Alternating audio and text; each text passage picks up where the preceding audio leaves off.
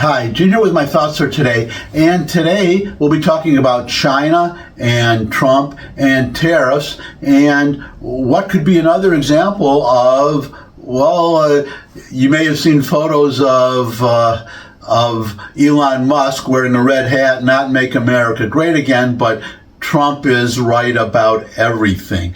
And I can't say everything, but he may be turning out to be right on China. As we all know, he put a 145% tariff on China, on products from China. He exempted some things, but it's safe to say pretty much an overall 145% tariff. And the experts predicted that how badly it would hurt us compared to China, and that China said we will not be bullied. We will not talk to the United States at all. And the experts saying that China they're resilient. They have other options.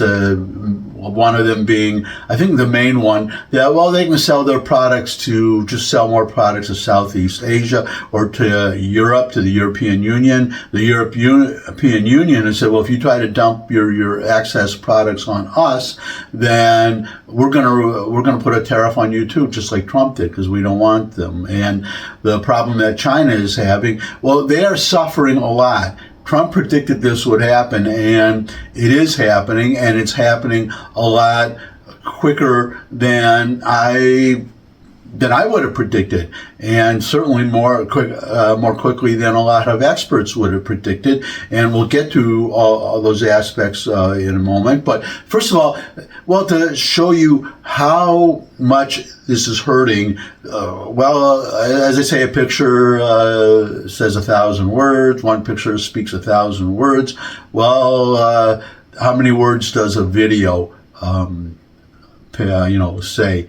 Millions, hundreds of thousands? You decide. Here, this is a very short video, and then I'll have my comments, but watch this.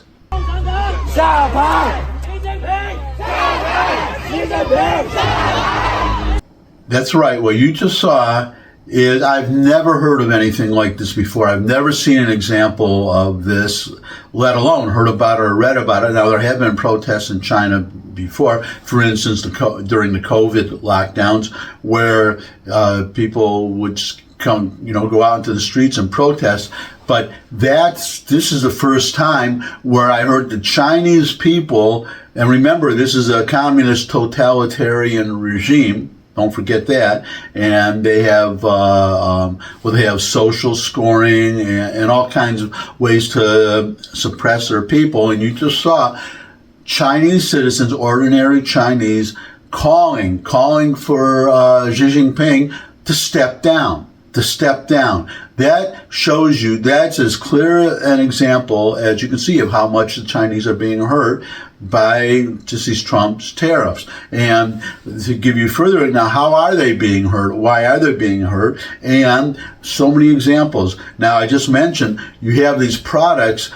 The problem that China has is they're basically exports. They are very dependent on exports, more than we are. They, you're just seeing it. As you're going to see more, I'll explain more, but these products, they don't have a domestic market. The people, and for whatever reason, they don't get paid enough or whatever. Actually, you have a very high, even before the tariffs, you had a very high unemployment rate among the wealthy. Among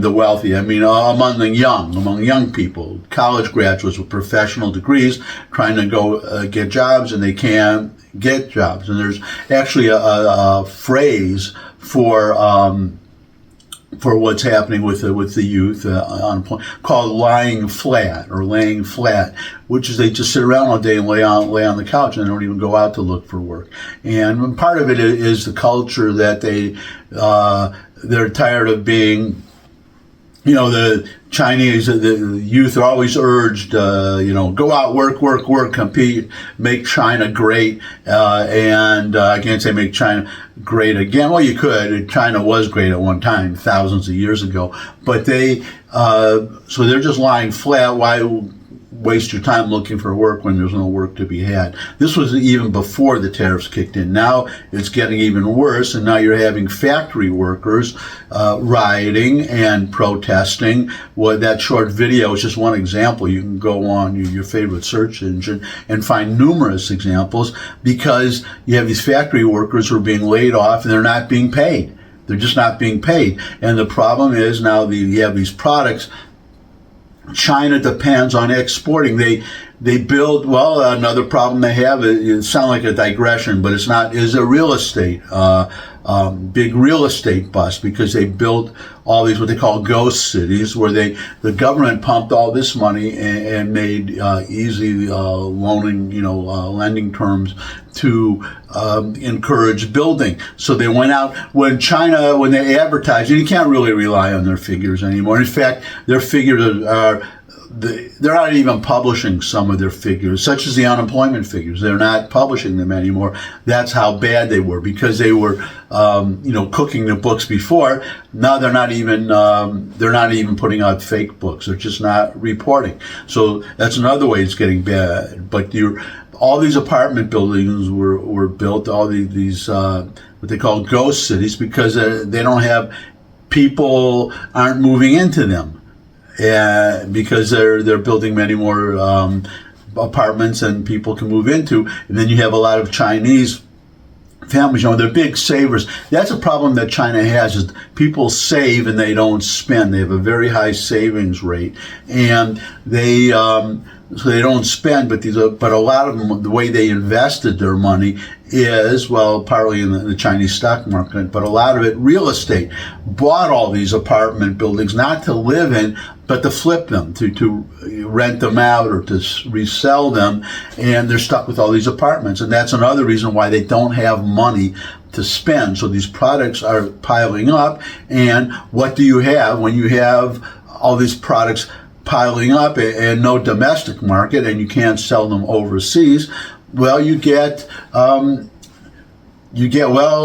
ultimately you could get a depression, but you get a recession. You get, it's the opposite. We all know inflation is too much money chasing too few goods. So people have a lot of money, and there are not enough products or whatever being produced. For instance, in our country, you have high taxes on business and stuff like that. You discourage. That's what supply side economics is. That you encourage supply first. Supply precedes demand. The products are out there, and people get paid to make the products, and then people will buy various products. But when you put these restrictions, inflation, too much money, if you have a limited amount, supply and demand, limited amount of goods and a lot of money, then the prices of the goods that are available goes up, because people are fighting competing with each other to buy the goods. Now, a recession is just the opposite. Too little money chasing too many goods. And that's the problem they're having in China right now.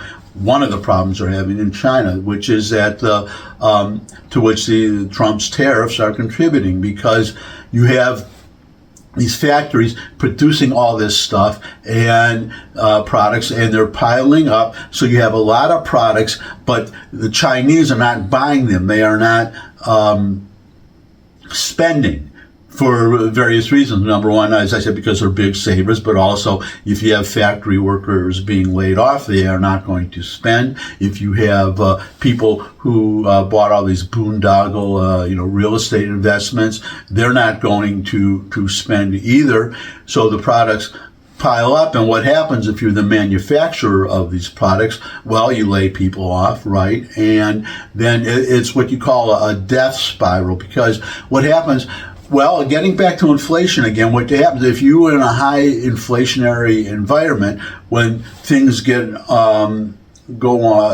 products, you will run out to buy products as quick as you can. You'll stock up on stuff. You'll buy and buy and buy. You'll compete to buy, and the prices go up. But you go out and you pay the prices and you buy, because if you don't buy today, it's everything, whatever you want to buy will cost more tomorrow because of inflation. But recession, it's the opposite. And this is it creates what you call a death spiral, because you have the opposite thinking.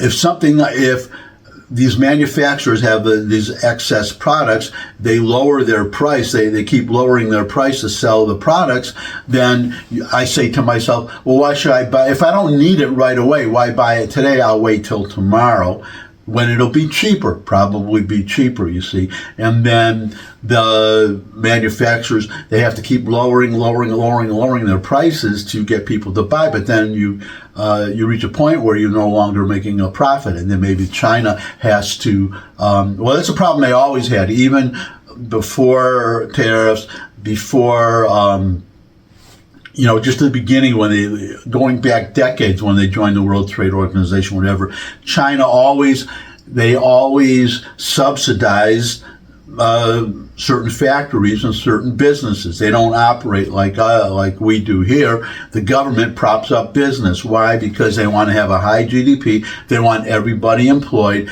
but people are not buying. You understand? This is one of the problems that Trump has that we want to solve is that. Because China subsidizes a lot of these businesses, they can sell their products cheaper, and they sell them cheaper, and it competes unfairly with, say, the United States, where the government is not subsidizing the products. And this is actually a problem we have with Europe too, because Airbus competes with Boeing, and Airbus. It's a consortium of three countries, France, Germany, England, and those governments are subsidizing Airbus. Airbus could not earn a profit if they had to operate as a private business, as Boeing, for instance, does. So but it's on a much wider scale in China. So it's a problem I have with the figures here, the economic figures. We have GDP. It came in on something like 0.3% or down a little bit. I think it was down 0.3%, but that's overall GDP. And core GDP, it was actually up, I think, almost 3% or a little more, because the gross GDP, the whole number includes government spending, you see, includes government spending. And if you take that away, then core GDP is how much, you and I spending. And that is, which symbolizes how much product, things are being produced. If we can go out and buy them, have things and have money to buy them. Now, the problem you have the reason that GDP, the overall number, was low, and people, the media, a lot of the media reported that negatively, but that is because government spending went down. The government part went down, and that's good, because it means that if it were up to me, I would not include government spending at all. It should be the private sector. But anyways, so China, same thing was, growing 5% a year or whatever. Well, because building, the money building and the purchases of these ghost city apartments, but also they subsidize the government, Chinese government spending. And that squishes up their GDP too. So you have you're having now high unemployment. You're having these products piling up. You're in a recession right now, which could turn into a depressionary death spiral if China. If things just continue as they are. And then it's like the stock market. You watch the stock market and it goes up, a little bit every day over time. But then you'll have a market crash, and when it goes down really fast. I mean, like in one day. And that could happen in China. And Xi Jinping, the Chinese government, they know that. And it could be, I showed you that video. I didn't expect, because you read, if things get too bad, it could be a threat to the Chinese government, to the whole communist system, the Chinese regime. And I said, I don't know. I mean, they're very powerful, the Chinese government. But well, let's look at Romania. Romania was a very totalitarian, very repressive communist society, and Ceausescu. Just one day, things got up to a point, and then there was a big rally, and he was there, and somebody shouted something, at Ceausescu, and he tried to calm people down. And anyways, within a day or two, he was deposed from power. Quick kangaroo trial. I think like an hour, a couple hours. He and his wife taken out and shot. And so I would put the odds of that in China very small, but I just showed you that video where you have some people calling for Xi Jinping to step down. Now that's not bring back democracy, but remember the Tiananmen Square, so maybe we're going to have another Tiananmen Square. Well, definitely, I can't predict anything. I don't have a crystal ball, but the Chinese government, Xi Jinping, they see that possibility, and that's why China, they said they would never talk, and now it was just reported today, the day before you're seeing this, that there's a meeting scheduled. Scott Bessent, Treasury Secretary, will be meeting with some Chinese government officials in Switzerland. Now, he said it's not to discuss reducing it's to talk about what they're going to talk about. I guess to set an itinerary or an agenda. That's how Bessent phrased it. Now, my advice to Donald Trump, as these talks go forward, is shut up. That's basically it. Let Bessent talk, because Bessent has what you're referring to your doctor, bedside manner. He has a better bedside manner, because if you want to make an arrangement with China, if you want to resolve this, we all know China, it's an Asian society, and they have a big, it's an honor society, and they have a big taboo about losing face. They have to keep face. So Trump, every time he goes out there and says, they're really hurting, they're going to have to talk to us, that's the wrong way to do it. I mean, other times he says, well, I feel bad, I want China to do well. That's what he should be saying. And Scott Bessent is a very calm, very even, very reasonable voice. He's the one that Chinese can talk to. Really disaster would be somebody like Pete Navarro. I'm glad that we don't. I wish Trump. I said it in the past. I wish Trump fire Pete Navarro. He's a disaster. He's if he were the one talking, if he were the one negotiating with China, I would predict really disastrous consequences, or at least no easy way, or even no clear way, no way to a resolution, because that's the way he is. And with Scott Bessent, well respected by everybody, as far as I know, by Democrats too. I'm glad he's taking the lead on this. But just to get to wind this all up for today, it looks like Trump is right again. Time will tell. This is not over yet, but time will tell. But it looks like this could be resolved, and maybe sooner than we think, especially if, as expected, Trump starts announcing deals with, say, India. And does China really want to be the last man standing if Trump makes these deals with all these other countries, and he's the only one left? And I don't think he wants to be in that position.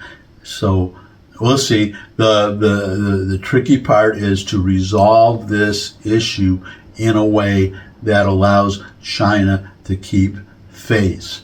And I'm glad, people dream of being president, but I'm glad this problem is not on my lap, because it's a real conundrum. So that's it. Thanks for stopping by. Your comments always welcome in the comment section below the video. If you could subscribe, that would really be great. Share this video with anyone you think would benefit from it, but most of all, come back and see me again. I will love to see all of you again, and until I do see all of you again, bye.